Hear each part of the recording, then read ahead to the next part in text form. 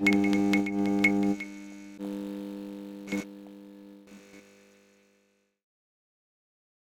I'm going to be talking today about thinking fast and slow, which is a look at how our brains work, how we come to judgments and make decisions, and how to make sure that we make the right decisions.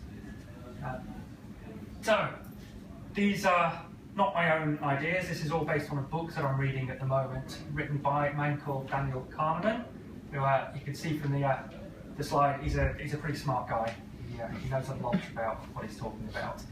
So there are a lot of things covered in this. I'm going to skim over a lot of the evidence, but these aren't just thoughts the guy's having. He actually carries out experiments and proves a lot of the things that I'll be talking about. Also, these ideas are all from a book that I'm reading at the moment. I was intending to give this talk when I finished the book, but we're a bit short on talks. There's been so much interesting stuff just in the first quarter, which is as far as I've got, that I thought there's enough to give a talk on it, on where I've got to so far. So, his basic theory is that our brains work in two different ways. We effectively have two systems working together to help us to make decisions. First one, which he calls System A, operates very, very fast. It's completely intuitive, all operates in your subconscious. You generally don't even know that it's working. You can't stop it from working. You then have what's called System B, which is much slower, it's analytical, it lets you make more complex decisions. You can also direct it, which means you can choose what to think about. That's almost like your conscious thinking mind. So System A, it's always chugging away in the background, taking in information from all around you, things that are going on, things that maybe you've seen in the past, it's trying to make sense of them. It's continuously looking for any patterns and looking for anything out of the ordinary. So this is a very sort of deep-seated biological part of the brain. It is also somewhat biased, so because it's looking for patterns, it bases a lot of this on patterns that it's seen in the past. It will jump to conclusions, and we'll have a look a bit at what some of those biases are. So System B, this is the slow thinking part, as I said, much more analytical. It doesn't have all these biases, it's much more objective, but it is kind of lazy, and experiments have shown it can quite easily be overwhelmed as well. If you've been thinking about things a lot, if you've had to make a lot of conscious decisions already, it gets a bit tired. If you're concentrating on something else, it can be, it can get sidetracked. But the two systems working together generally come up with pretty good decisions for you. So I'm going to show a quick example question. I'd like everyone to try and answer this in their heads as quickly as you can.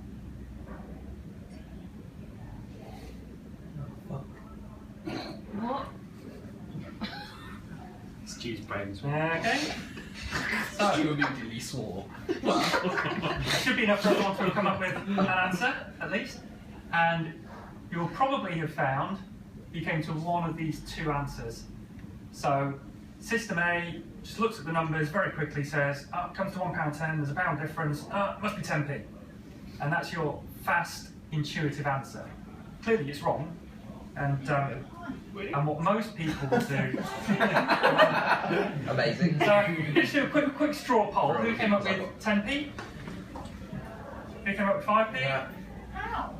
Okay. So they actually have carried out this experiment on large numbers of people to try and get statistically relevant answers on it. And what they found was that among university students that they studied, more than 80% came up with that System A 10p answer. Quick, easy answer. You don't have to think about it too hard, but they don't bother running it through that System B to check it. Now, if it was really important that you got this question right, if say a new job depended on it, for example, then System B would be much more engaged, it would be more likely to pick up on the mistake. You check it and then come to the right answer. But when it's not a very important question, System B tends to just sit back and say, yeah, whatever, yeah, system A is probably all right. So, we're going to have a look at a number of the biases that system A has and that can lead you to coming to the wrong conclusions about things and making the wrong decisions.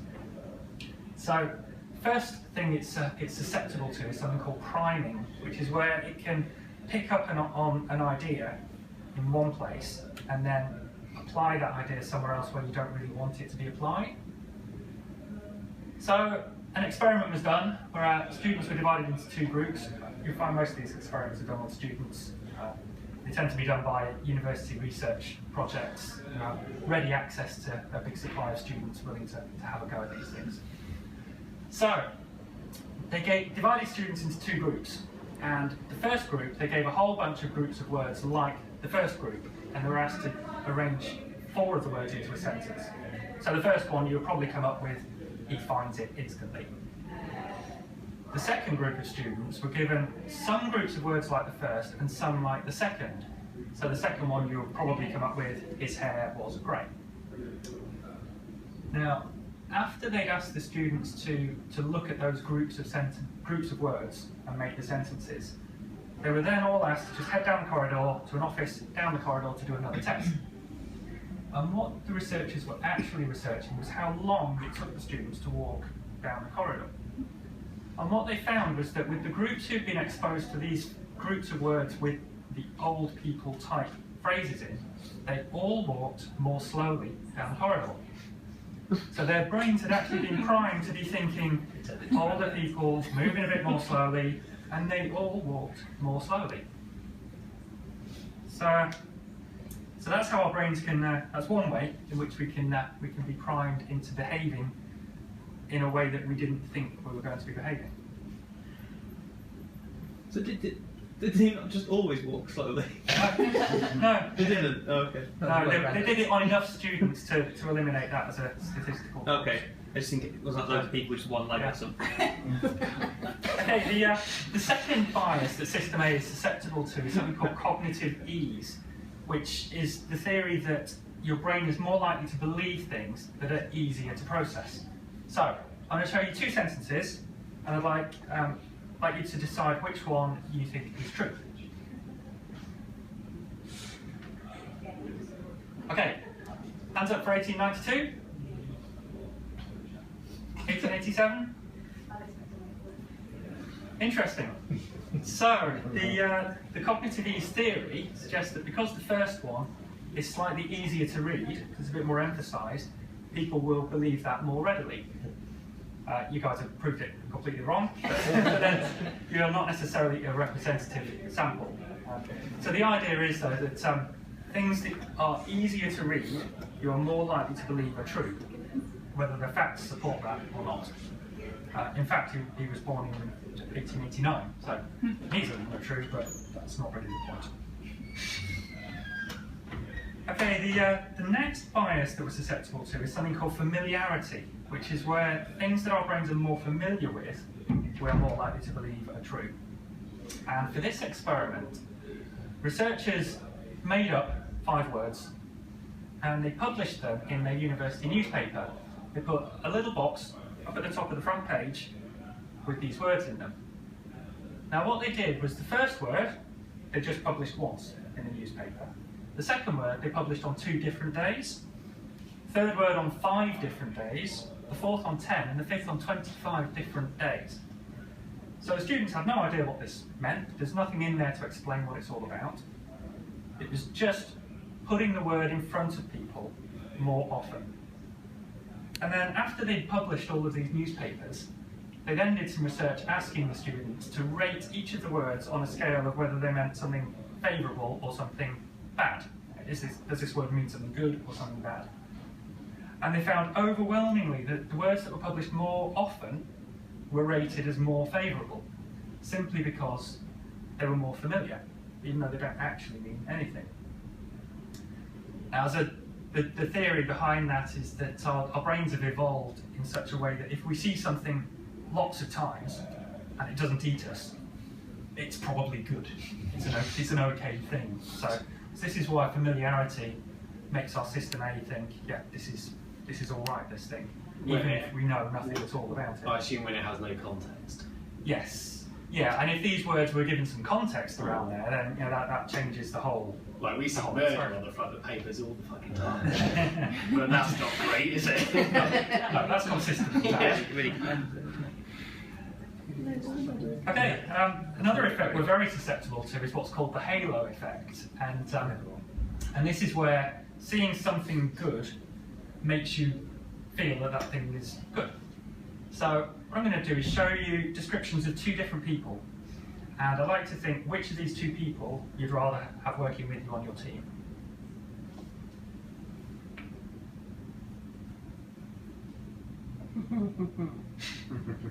So, quick straw poll. Who would rather have Alan on the team? Ben? So, the quick amongst you will have noticed they're exactly the same words, but you get a very different impression of the two people simply because the first words that you're exposed to give you an impression of that person, and then the subsequent words reinforce that initial impression. Plus, Alan's just a good strong name. Okay, so the final one I'm going to have a look at today is something called anchoring, which is where it's quite similar to priming in that an idea is put in your head, and then subsequent decisions, your brain bases your response to subsequent decisions based on that first one. So, was Gandhi more or less than 141 years old when he died? Probably less, right? But then students were asked, how old was he when he died? And what they found was that by asking the first question, before this one, people would give consistently older estimates for his age when he died than if they started by saying, was he more or less than 40 when he died? So just the fact that the first one has put the idea of 141 in your head, you're already thinking, old. So then say, how old was he? Well, you come up with a fairly old estimate. Now this can even apply if the information from the first question is completely irrelevant. So they did another study with a wheel of fortune, where you spin the wheel, it lands on a number, and they rigged it to always give you the 10 or 65. And they then asked the students the question about how many African nations there are in the UN. And again, with this particular study, they found that those students who were shown the number 10, first of all, on average answered 25%. The ones who were shown the 65, on average answered 45%. So a difference of 20% between those two groups. Even though the number that came up on the wheel, they know is completely irrelevant to the question. It still anchors the idea of a low number or a high number in their system A, which influences their answers to later questions. So, what can we do about all of this? Well, really, you can't stop System 1 from working, System A from working. It's always there, always working away in the background, and in fact, you shouldn't try to stop it. System A has evolved over millennia to help us make decisions very quickly in biologically important situations. So, mostly, it's pretty good. But you should be aware of when it is biased and what those biases can be. So we've had a look at some of the biases, and particularly be aware of them if you're making an important decision. You know, if we're choosing a new supplier for something really important for the business, or you're buying a house or something. Just be conscious of what those biases are and whether decisions that you're making could have been influenced by any of these other factors.